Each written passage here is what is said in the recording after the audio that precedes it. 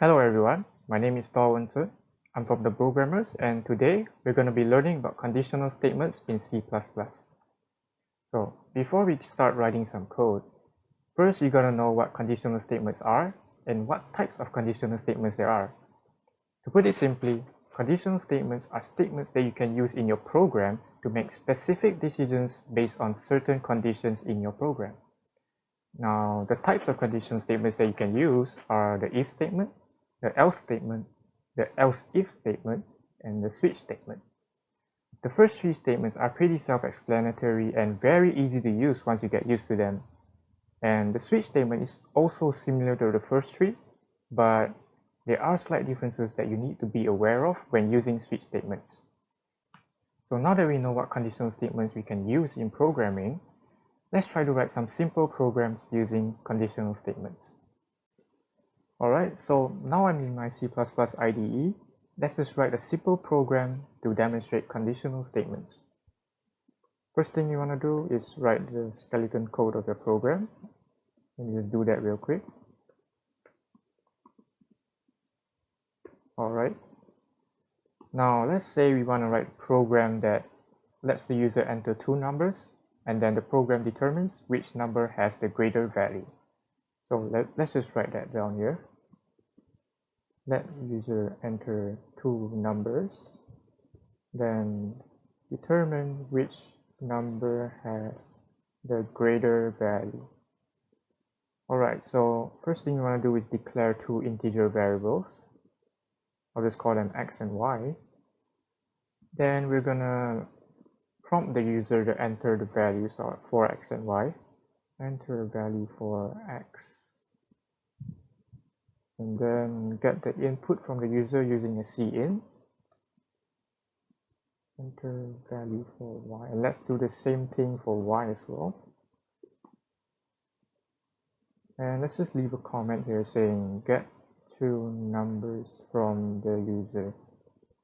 You should make it a habit to write comments from time to time in your code, because it lets other programmers understand your code much more easily. So now that we've got the code for getting input done, we got to write some code for the program to find out which integer variable has the larger value.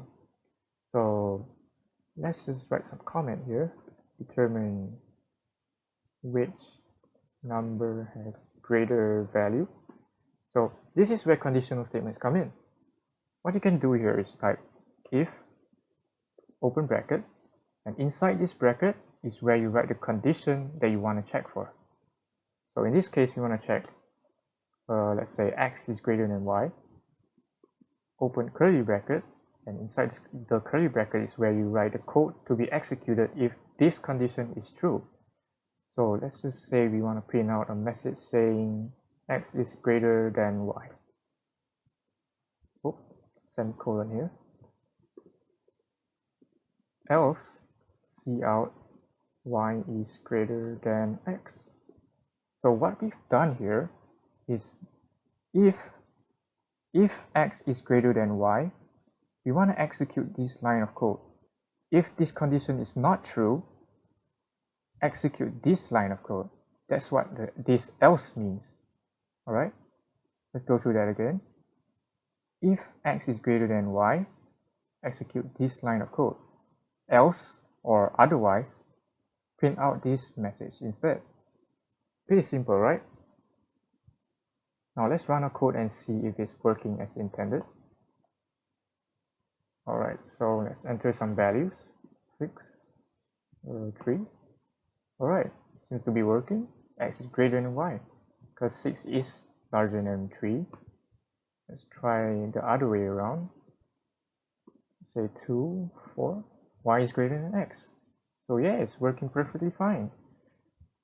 But what if we do this instead? What if both of the variables have the same value? You can see here that we entered the same values for both of the variables, right? But it printed out a message saying y is greater than x. That can be right. Let's go through our code again and see what could have went wrong. We did if x is greater than y, print out a message saying x is greater than y. If it's not greater than y, print out a message saying y is greater than x. So what we can find out from here is that we're not being specific enough with our conditions. So what you can do here is add another condition to check for. So here we can use the else if statement. And what we want to do now is check for x equals to y, because that's the condition that we're missing right now. So if x is greater than y, just print out x is equal to y. So what we've done now is that we're checking for if x is greater than y, print out a message saying x is greater than y. Else if x is equal to y, print out a message saying x is equal to y. Otherwise, print out a message saying y is greater than x. Now I'm pretty sure we've checked for all the possible conditions in this program. Now let's run the code again. Now let's enter the same values for both of these variables, and there we go.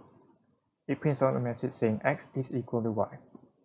Now let's try all the possible conditions again. Yep, that's correct. 4, 2, x is greater than y. Yep, that's correct.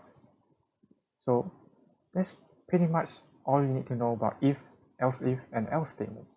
They're pretty simple to use. Alright, so before we move on to the switch statements, there's one more thing that I would like to talk about. Is that you can have more than one conditions in a single conditional statement. What that means is you can have 2 conditions, 3 conditions, 4 conditions. You can check for as many conditions as you like in a single conditional statement. Let me just show you what I mean. So I'm going to modify this just a little bit so that it makes sense. X greater than y and x is greater than 0. And then let me just add on to this print out message. And let me add another condition. And x is less than 0. See out. X is greater than 1. X is negative. Alright, so now what I did here is that I'm checking 2 conditions for this if statement and this else if statement. What this does here is it checks if x is greater than y and if x is greater than 0. If both of these conditions are true, then this line will be executed. And what I did over here is that if x is greater than y and x is smaller than 0, this line will be executed. So what I've done here is basically I want these 2 lines to check for 2 conditions at a time. So let's just demonstrate what will happen. Alright, there you go. Let me just enter say 5 for x, 2. So the message that gets printed out is x is greater than y, x is positive. And if I do a negative number, say negative 1 and negative 6, the message that gets printed out is x is greater than y and x is negative. That's because both of these conditions in this conditional statement here are true. So this line of code gets executed. So yeah, basically you're not limited to only one condition per conditional statement. You can have as many as you like. So I think that's all for if-else statements. Now we'll move on to switch statements. Alright, so I've cleared out all the code that I don't want to use anymore. Now I'm going to show you how to use a switch statement. So as I said before, switch statements are pretty similar to if-else statements. But there are some differences that you need to be aware of, especially the syntax. So let's get right into it. I'm going to declare an integer variable called x and just assign it a value of 3. Now I've already written a simple structure of a switch statement, and I'm just going to paste it down, and I'm going to explain it to you line by line. So first thing you want to do, of course, is to type out type out the switch keyword, open a bracket, and this is where the variable that you want to compare values of goes. So I want to compare the values of x here, so I'm just going to give it x in the bracket. And here, what case 1 means is that in the case that the value of x is 1, I'm going to execute this line of code. Case 2 simply means the same thing. In the case that the value of x is 2, I'm going to execute this line of code. In the case that the value of x is 3, I'm going to execute this line of code, and so on and so forth.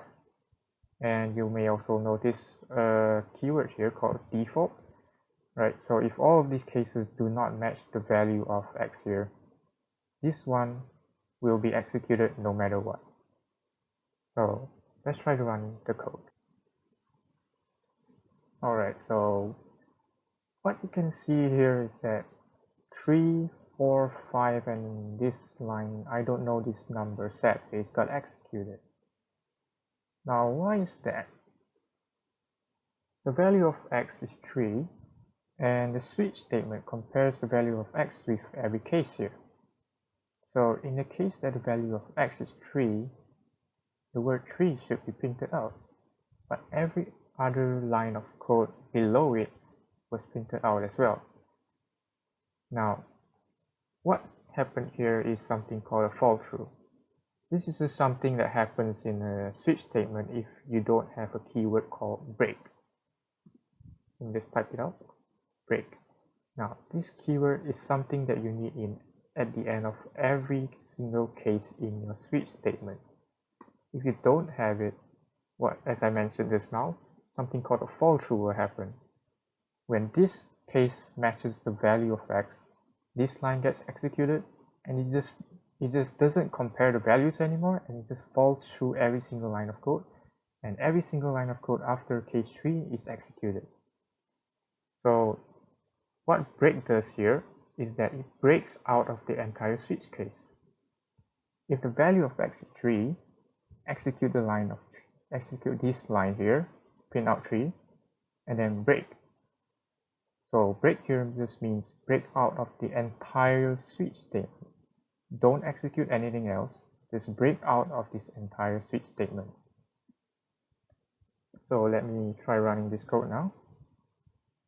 And you see that only the word 3 was printed out, whereas before it printed out 3, 4, 5, and I don't know this number set phase.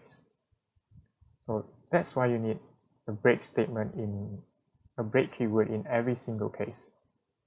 If you don't, it is going to execute every single other line of code in the switch statement after it has found a match. That's just how switch statement works. So as you can see, it works in a pretty similar way to if-else statements. If I wanted to do the exact same thing over here, comparing the values of x, I could just write in this if-else statement like this. If x equals to 1, cout 1. Else if x equals to 2, cout 2. Else if x equals to 3, cout 3. Else if x equals to 4, cout 4. Else if x equals to 5, cout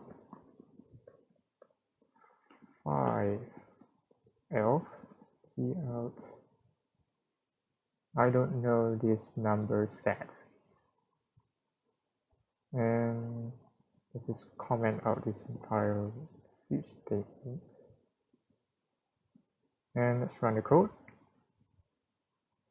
And there you go. As you can see, it did the exact same thing. So as you can see, this entire switch statement is the exact same as this entire chain of if-else statements. So in this case, it's really up to your personal preference, but for me personally, I almost never use switch statements, and I just find if-else statements to be much more convenient, especially because there's no problem of fall throughs and you don't need to break. So yeah, that's basically it. So that's all about conditional statements. That concludes this tutorial video. If you found it useful, please consider liking this video. Consider subscribing to our channel, and if you have any suggestions or feedback, please drop them down in the comment section below. Thank you and have a nice day.